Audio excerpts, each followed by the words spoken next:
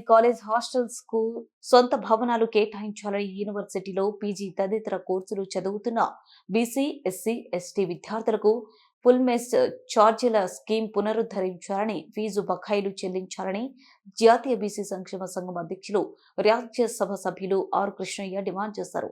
OU arts కళాశాల వద్ద BC విద్యార్థుల రాష్ట్ర మహాసభను బీసీ విద్యార్థి సంఘం రాష్ట్ర అధ్యక్షులు వేముల రామకృష్ణ ఆధ్వర్యంలో నిర్వహించారు. ఈ కార్యక్రమంలో వేలాది మంది విద్యార్థులు, బీసీ సంఘాల నాయకులు, నీల వెంకటేష్, గుజ్జకృష్ణ తదితరులు పాల్గొన్నారు.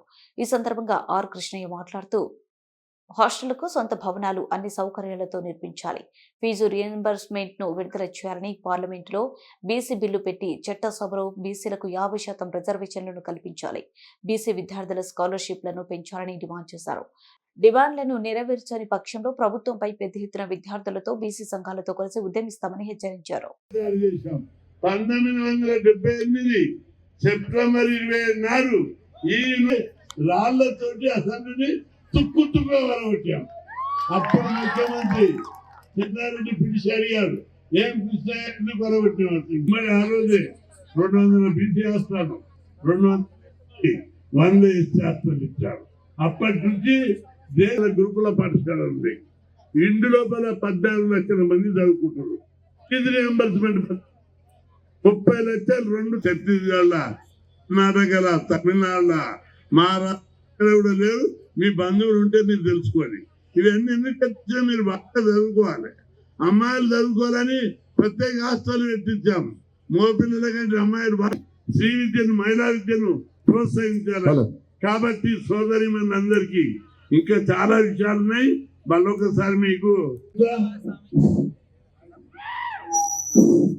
కాబట్టి తమ్ముళ్ళు, చెల్లెళ్ళు మీరు బాగా చదువుకోవాలి. కాలేజీలలో, హాస్టల్లో మీరందరూ బాగా చదువుకొని ఉన్నత స్థితికి ఎదగాలి. చదువుకుంటేనే ఉన్నత స్థితికి పోతారు. చదువుకున్న వారే ఆ ప్రయోజకులు. చదువులేని వాళ్ళందరూ వ్యవసాయం చేసుకుని జీవాల గౌరవం పెరగాలంటే ప్రతి ఒక్కరు చదువుకోవాలి. మీరు గ్రామాలకు వెళ్ళినప్పుడు కూడా చెప్పాలి. చాలా మంది చదువుకోకుండా పశువుల కాడికి, గొర్రెల కాడికి వచ్చేసినటువంటి బడుగు బలహీన వర్గాల ఆశా జ్యోతి 50 సంవత్సరాల పోరాటంలో, ఉద్యమంలో కీలక పాత్ర పోషించి మరి మనకు హాస్టళ్లు ప్రతి నిర్మించి అయిపోయింది, మలిదశ అయిపోయింది. తెలంగాణ తెచ్చుకున్నాం. ఈ తెలంగాణ ఎవరు పరిపాలించాలి? తెలంగాణ రాష్ట్రంలో 60% మంది బీసీలు ఉన్నారు. 160% మంది బీసీలు ఉన్నారు.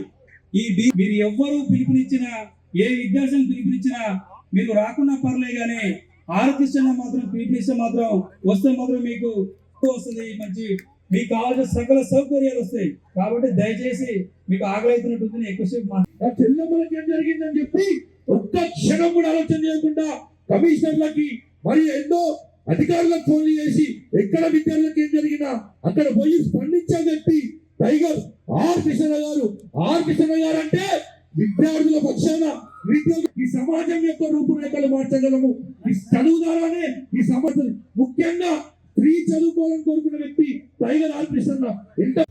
అదేవిధంగా తమ్ముడు, పిల్లలందరూ ఇక్కడ అందుకోసం పీజీలు మీరు అందరూ చదివితే రేపు కలెక్టర్ అవుతారు.